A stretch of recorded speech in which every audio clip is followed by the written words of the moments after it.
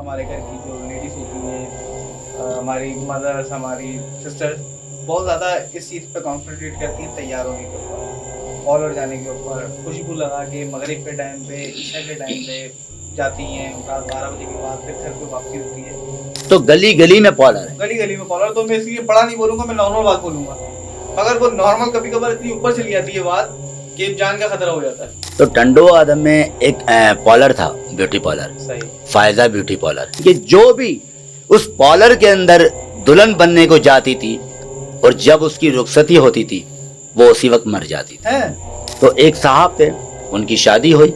जब शादी करके जब वो रुखसती करने लगे और जब अपने घर पर पहुंचे और जैसे ही वो अपने रूम में दाखिल होते हैं और उस दुल्हन के करीब जाते हैं, तो जैसे ही वो दुल्हन के करीब जाते हैं तो वो मुर्दा पाते हैं उसको। आमिर बाबा। फिर उनको लोगों ने बताया कि ये फायजा ब्यूटी पार्लर ये वाहिद पार्लर है कि जहाँ पर जो भी दुल्हन जाती है वो मर जाती है। वो ऐसे जो एकदम परेशान हो गया, बोलने लगा क्या वाकई में तुम सच बोल रहे हो कि जो भी दुल्हन जाती है और वो खत्म हो जाती है? खंडर नहीं हो तो पुराने कदीम जमाने का ये फायजा ब्यूटी पार्लर है।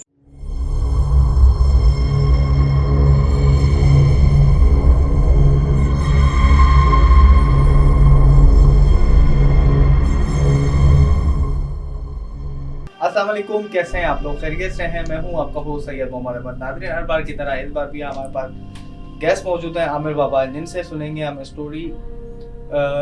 आजकल जो मैं बोलूं कि मामला जो चल रहा है ब्यूटी पार्लर का, लड़कियां, हमारे घर की जो लेडीज़ होती हैं, हमारी मदर्स, हमारी सिस्टर्स बहुत ज़्यादा इस चीज़ पे कॉन्संट्रेट करती हैं तैयार होने के ऊपर, पार्लर जाने के ऊपर, खुशबू लगा के मगरिब के टाइम पे, ईशा के टाइम पे जाती हैं, रात 12 बजे के बाद फिर घर पे वापसी होती है।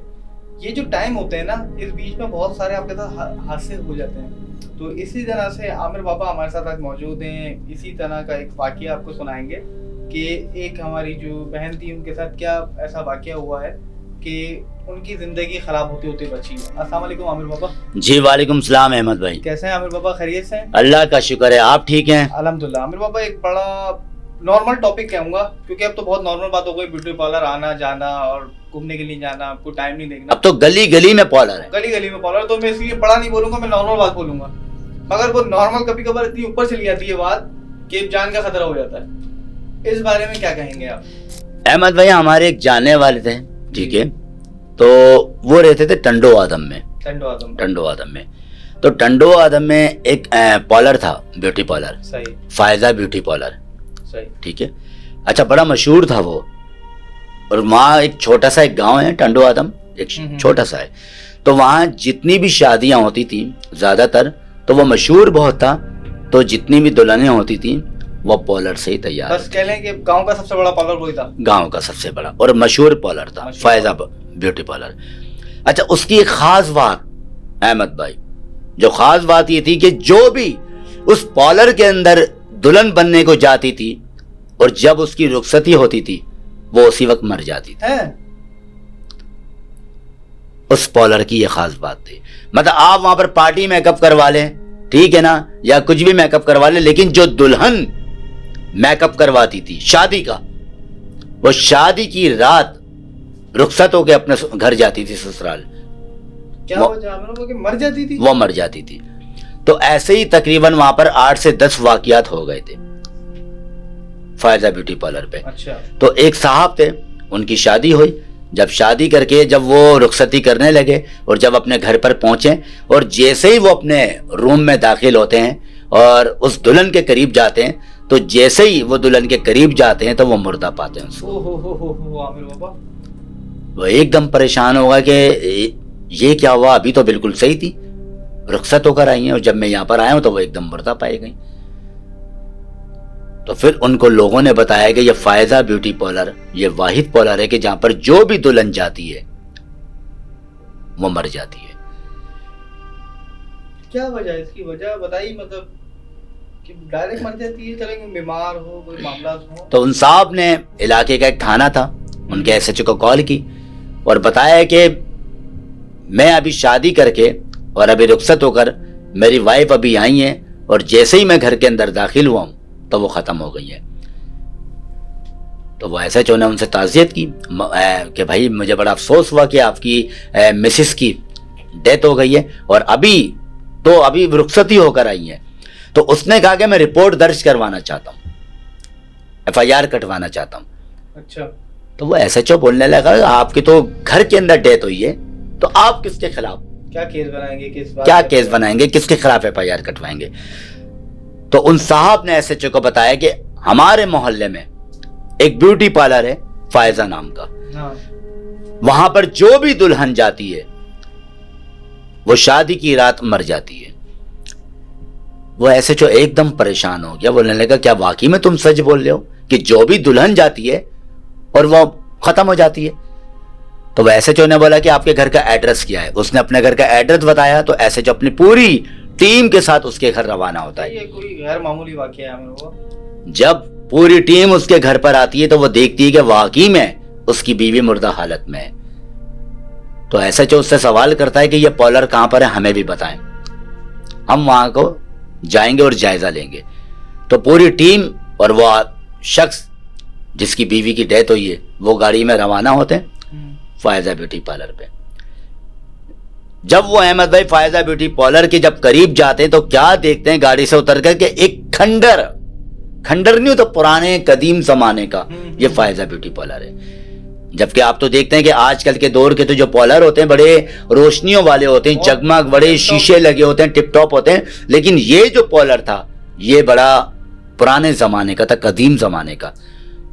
अब रात के 1:30 बजे का वक्त है, उनकी रुखसती होती है, जाहिर बात है 1:30 बज जाते हैं। तो ऐसे जो बोलने लगा पता नहीं इस वक्त पार्लर में कोई होगा या नहीं होगा, फिर भी देख लेते हैं। तो देखा तो दरवाजा खुला हुआ था पार्लर का, हाँ, लॉक नहीं था। तो ऐसे जो परेशान हो गए कि यार ये कौन सा टाइम है रात के 2 बजे का, 1:30-2 बजे का, कि पार्लर तो खुला हुआ है, शायद कोई अंदर है। वो जैसे ही दरवाजा उसने बजाया तो कोई रिप्लाई नहीं आया। अच्छा। तो ऐसे जो ने उस साहब को बोला कि शायद अभी कोई है नहीं, हम कल दिन में आएंगे।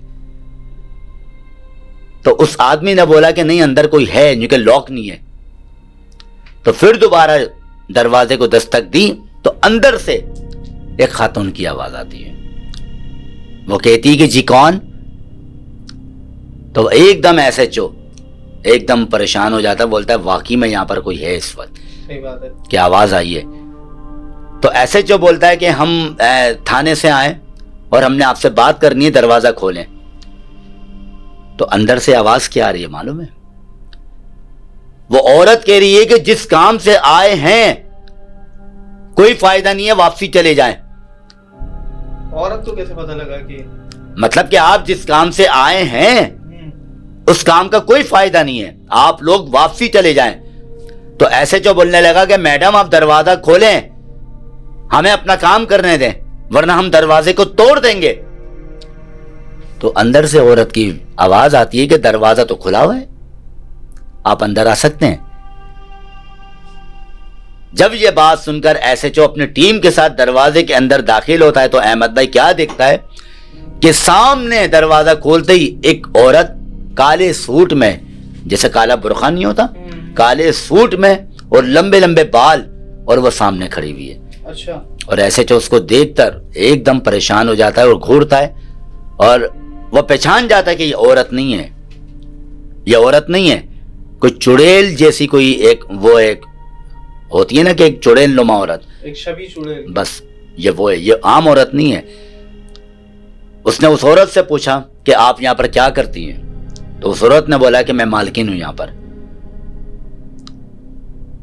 तो एसएचओ ने पूछा कि यहां पर जो भी दुल्हन आती है मेकअप करवाने के लिए वो घर जाते ही मर जाती है, क्या ये सही है? तो उस औरत ने जवाब दिया, अहमद भाई मुझे क्या पता, मैं थोड़ी मारती हूं। तो एसएचओ ने बोला हमने आपके ब्यूटी पार्लर की तलाशी लेनी है। सही। तो वो औरत कहने लगी जी आप शौक से तलाशी लें। तो पूरी टीम पार्लर की तलाशी ले रही है, एक एक कमरे की तलाशी ले रही है। जब तलाशी लेती है तो वहां पर कुछ भी नहीं है। अच्छा। लेकिन अहमद भाई वहां पर जो बदबू आ रही है ना, वो वहां पर डेड बॉडी नहीं होती जो बदबू आ रही है, सड़ जाती है, उसकी बदबू आ रही है। पॉलर के अंदर आप सोचें कि मेकअप की एक महक होती है, स्प्रे होते हैं, बॉडी स्प्रे होते हैं, खवातीन का पॉलर होता है, लेकिन वहां पर बहुत खतरनाक बदबू आ रही है। और जहां पर वो औरत खड़ी है उसके पीछे एक दरवाजा है। अच्छा। जब एसएचओ ने बोला कि आपके पीछे जो दरवाजा है यहां पर क्या होता है, तो उस औरत ने बोला कि ये दुल्हनों का रूम है, यहां पर दुल्हन तैयार होती है। तो एसएचओ ने बोला हमने उस रूम की तलाशी लेनी है। तो उस औरत ने मना कर दिया कि ये तो खवातीन का रूम है, ये तो लेडीज का रूम है, यहां पर मर्दों का अलाउ नहीं है कि आप अंदर नहीं जा सकते। एसएचओ ने बोला कि ये हमारी ड्यूटी है और हमारे काम में आप दखल ना दें, हमने वहां पर जाना है और सर्च करना है। तो वो बोलती जाइए देख लें आप। तो अहमद भाई क्या देखते हैं, वो एसएचओ और जिन साहब की बीवी का इंतकाल हो गया था कि कमरे के अंदर जो तस्वीरें लगी हुई हैं वो सारी दुल्हनों की हैं जो मर चुकी थी, और वो तस्वीरें आधी जली हुई हैं और आधी सही हैं। मतलब उस कमरे में आग लगी हुई थी? उस कमरे में पूरी आग लगी हुई थी और पूरा जला हुआ कमरा था। जब ये दोनों देखकर एकदम परेशान हो जाते हैं कि तो दुल्हन का कमरा है जहां दुल्हनें तैयार होती हैं, लेकिन ये तो पूरा जला हुआ है। और बाहर जो मैडम खड़ी हैं और वो कह रही हैं तो ये तो दुल्हन का रूम है। तो एकदम दोनों आते हैं, एसएचओ और वो आदमी। वो मैडम को बोलते हैं मैडम आपने तो कहा था ये दुल्हन का रूम है और वो तो अंदर से जला हुआ है, आप सच सच बताइए यहां पर जो दुल्हन तैयार होती हैं उनको कौन मारता है, आपके साथ कौन मिला हुआ है? तो उस मैडम ने बड़े प्यार से जवाब दिया कि उनको मैं नहीं मारती, उनको वो मारता है। वो कौन है? जैसे ही एसएचओ और वो आदमी घूमकर देखते हैं तो सामने अहमद भाई शीशा लगा हुआ है और शीशे के अंदर एक ब्लैक कलर का अक्स आता है। और एसएचओ और वो आदमी देखकर परेशान हो जाते हैं। वो जैसे ही अक्स आता है और आते के साथ ही अहमद भाई वो गायब हो जाता है। अच्छा। और जैसे ही वो गायब होता है तो वो उस औरत को देखते हैं, वो औरत भी अहमद भाई गायब हो गई है। अक्स किस चीज का था? वो अक्स ब्लैक कोई आदमी था जिन्नात किस्म का, और वो सामने आया। और जैसे ही वो दोनों उस मैडम को देखते हैं वो भी गायब हो जाती है। तो वो दोनों एकदम परेशान हो जाते हैं कि ये क्या माजरा है कि यहां पर वो औरत भी गायब हो गई और एकदम वो जो अक्स आया वो भी गायब हो गया और दुल्हन का जो रूम है वो भी जला हुआ है। तो उसने अपनी पूरी टीम को फौरी बोला यहां से निकलने को, क्योंकि रात काफी हो चुकी है, 3 बजे का वक्त था। वो वहां से निकले, उन्होंने ताला लगा दिया और बोलने लगे कल आएंगे हम दिन में और इसको सील करेंगे। कल फिर दोबारा दोपहर का वक्त था, पूरी टीम एसएचओ और वो आदमी उस पॉलर के अंदर आए, उस पॉलर को सील किया। जब सील करने लगे तो मोहल्ले के कुछ लोग आए उस पॉलर के अंदर, उस पॉलर में। उन्होंने एसएचओ साहब को बताया कि एसएचओ साहब ये फायजा जो ब्यूटी पार्लर है ये 31 साल पहले एक बहुत ही पुराना और एक मशहूर पार्लर हुआ करता था 30 साल पहले। और ये इतना खूबसूरत था कि हमारे गांव में इससे हसीन पार्लर था ही नहीं। और इस वक्त ये खंडर है, ये हसीन था। तो कहने लगे कि 30 साल पहले एक लड़की आई थी यहां पर दुल्हन बनने के लिए, उसकी शादी थी, वो मेकअप करवाने के लिए आई थी।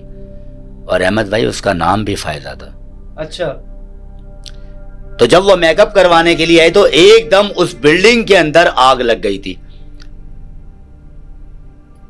जब उस बिल्डिंग के अंदर आग लगी तो शोर मचा, तो सारी बिल्डिंग खाली हो गई।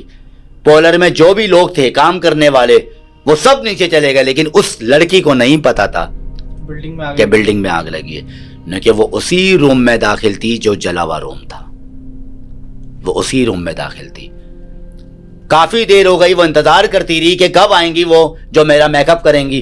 तो एकदम वो खड़ी होती है और देखती है कि मैं उनसे पूछूं कब आएंगी। दरवाजा खोलती है तो सामने देखती है कि पूरी बिल्डिंग में आग लगी हुई है।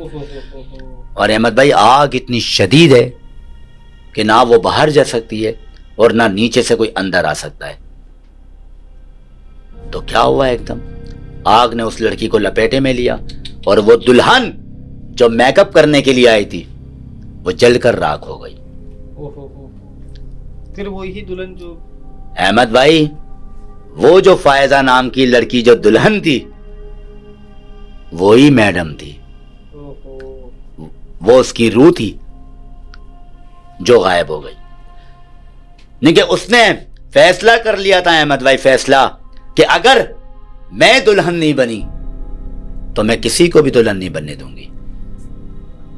आमिर बाबा, बहुत ही मैं बोलूंगा कि मेरे आपकी स्टोरी सुनते टाइम रोंगटे खड़े हो गए। ये खवातीन होती है ना अहमद भाई, जो कम पैसों में चली जाती हैं, उल्टे सीधे पॉलरों में चली जाती हैं, देखती नहीं है कि वहां पर क्या मामला आते हैं क्या नहीं है। क्योंकि गली गली में पॉलर खुला हुआ है, किसके घर में असरात हैं, किसके घर में जिन्नात हैं, अब तो घरों में चली जाती हैं कि पॉलरों के अंदर। हमारी ऑडियंस को एक मैसेज दे दें। देखें आप लोग, जब भी अगर जाहिर बात है एक दुल्हन उसकी जिंदगी एक स्टार्ट होने को जाती है, वो अपनी दूसरी दुनिया में कदम रखती है, और वो जो जब दूसरी दुनिया होती है ना, वो उसका पहला दिन होता है, फर्स्ट डे अपने ससुराल में।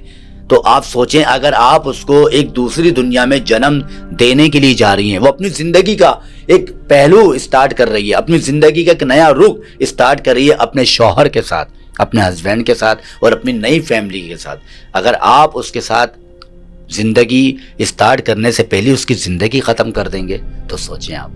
तो खुदा के वास्ते आप लोग कभी भी किसी भी पॉलर में जाएं तो पॉलर को पहले रिसर्च करें, पॉलर को पहले देखें कि क्या मामला है क्या नहीं है, और लोगों से पूछें, अपने आस पड़ोस से पूछें कि हम यहाँ पर मेकअप करवाने के लिए आए हैं, क्या वाकई में ये मेकअप ये पॉलर वाले बिल्कुल सही है, कोई इस घर के अंदर कोई जिन्नात कोई असरात कोई मामला तो नहीं है।